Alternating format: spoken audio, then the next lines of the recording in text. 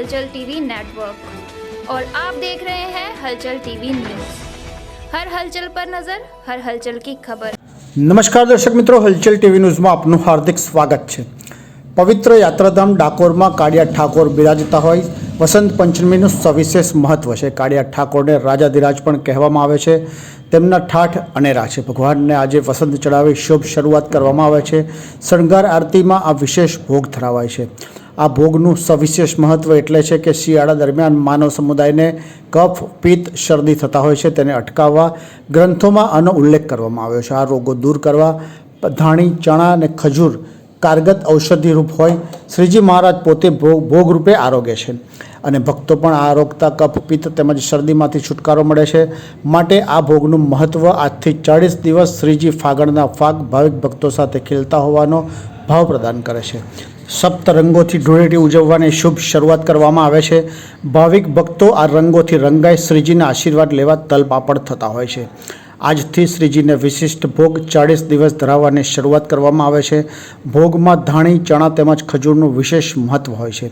આજનો દિવસ લગ્નેતર માટે તેમજ હિન્દુ સંસ્કૃતિના દરેક શુભ પ્રસંગ માટે વણ મુહૂર્તે શરૂ કરી શકાય છે। માતા સરસ્વતીની પૂજા અર્ચના પણ કરવામાં આવે છે। ઋષિકુમારો માટે સંસ્કૃત પાઠશાળામાં સવિશેષ મહત્વ હોય છે।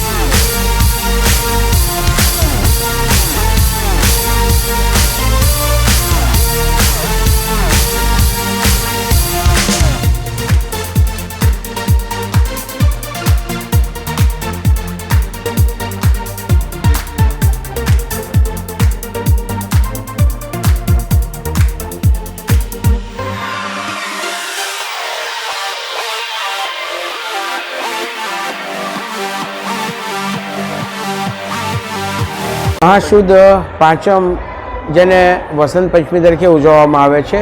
આજ રોજ રણછોડરાયજી મંદિરમાં સવારે મંગળ આરતી બાદ કેસર સ્નાન અને કૃષ્ણના શણગાર ભોગમાં ભગવાનને કળશ પૂજન કરવામાં આવે છે। ભગવાનની સન્મુખ કળશ પૂજન કરી અને ભગવાનના ચરણોમાં એને મૂકવામાં આવે છે। સરસ્વતીનું પૂજન કરવામાં આવે છે। અને વાત કરીએ વસંત પંચમીની તો આજનો દિવસ બહુ ઉત્સાહપૂર્વક ઉજવવામાં। આજના દિવસના હોરા, નક્ષત્રો અને ગ્રહો ખૂબ જ શુભાશીષ હોય।